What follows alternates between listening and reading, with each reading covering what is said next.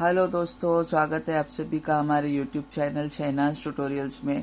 और आज के इस वीडियो में मैं आपके लिए पुनः एकदा इस कविता का एप्रिसिएशन लेकर आई हूँ। एप्रिसिएशन ऑफ पोएम एक बहुत ही इम्पॉर्टेंट क्वेश्चन है जो आपको पूरे 8 मार्क्स दिला सकता है। आप अच्छे से अगर सारी पोएम का एप्रिसिएशन प्रिपेयर कर लेते हो तो 8 मार्क्स आपके एग्जाम में पक्के हो जाएंगे। टोटल 6 क्वेश्चंस मैं एक्सप्लेन करूंगी, इसमें से कोई भी 5 क्वेश्चन एग्जाम में आएंगे और इसके टोटल मार्क्स रहते हैं। कुछ क्वेश्चन जो रहते हैं छोटे वाले उसका 1 मार्क होता है और बड़े क्वेश्चन जो रहते हैं उसका 2 मार्क होता है। तो आइए शुरुआत करते हैं। कविता पुनः एकदा, उत्तर में फिर से पुनः एकदा लिख देना है। देन प्रस्तुत कवितेचे कवि कवित्री, कवित्री का नाम है प्रतिमा इंगोले। प्रस्तुत कवितेचा विषय, विषय मतलब सब्जेक्ट क्या है, मेन आइडिया क्या है कविता की, तो समाजातील भेदाभेद संपून निकोप व आदर्श समाज निर्माण व्हावा। समाज के अंदर जो भेदाभेद है, भेदाभेद मतलब जो डिस्क्रिमिनेशन है, भेदभाव है, अमीरी गरीबी का, बड़े छोटे का, देन मेल फीमेल भेदाभेद है, और जात के नाम पे, धर्म के नाम पे जो भेदाभेद है वो खत्म हो जावे। संपूर्ण मतलब खत्म हो जावे और निकोप आदर्श समाज निर्माण हुआ हो, और एक ऐसा समाज निर्माण हो जिसमें कोई भी विकृति, निकोप, कोई भी बीमारी ना हो भेदभाव की, और आदर्श समाज निर्माण भावा, निर्माण भाव मतलब बनना चाहिए। ठीक है, तो इस तरीके से कवित्री चाहती है कि बगैर भेदभाव वाला अच्छा समाज निर्माण हो। देन थर्ड क्वेश्चन इज प्रस्तुत कवितेतील 2 ओळींचा सरळ अर्थ। तो यहाँ पे दो लाइन्स दी है पोएम की। पुन्हा एकदा घुमावा वारा, युवक इथला भारला जावा। तो पुन्हा एकदा मतलब एक बार फिर से, नवीन सृजनाचा वारा चौफेर घुमावा। नई हवा जो है, चौफेर मतलब चारों ओर घूमना चाहिए।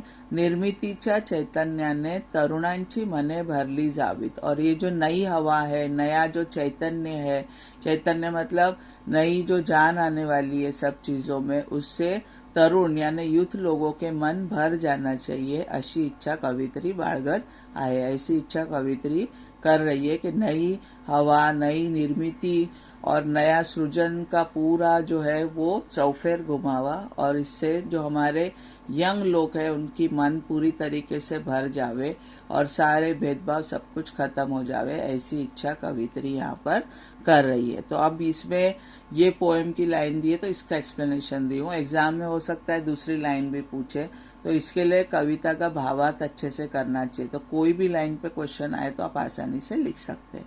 देन फोर्थ क्वेश्चन इज प्रस्तुत कवितेतून मिळणारा संदेश, क्या मैसेज हमें ये कविता देती है।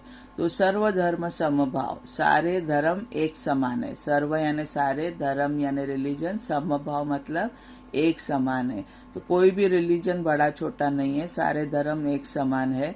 और राष्ट्रीय एकात्मता, नॅशनल युनिटी, नॅशनल इंटिग्रेशन ही मूल्य आपण जपायला हवी। तो ये जो वैल्यूज है, नेशनल इंटीग्रेशन, सर्वधर्म समभाव, ये जो वैल्यूज है इसको हमें क्या करना है, संभाल के रखना है, इसको हमें जपना है।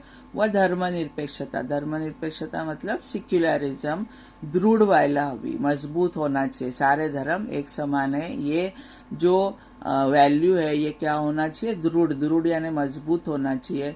नवीन मानवतावादी विचारांचा प्रसार व्हायला हवा, और नए जो विचार आने वाले, नए विचार में मानवता, मानवता मतलब इंसानियत सबसे ज्यादा होनी चाहिए, और इंसानियत वाले विचारों को हमें फैलाना है, ये संदेश कविता हमें देती है।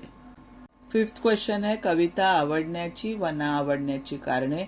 इसका आंसर हमेशा पॉजिटिव में ही लिखना है कि कविता पसंद आई, और सारी कविता हमें अच्छा मैसेज देती है, तो हमेशा इसका आंसर हमें लिखना है कि कविता आवडली।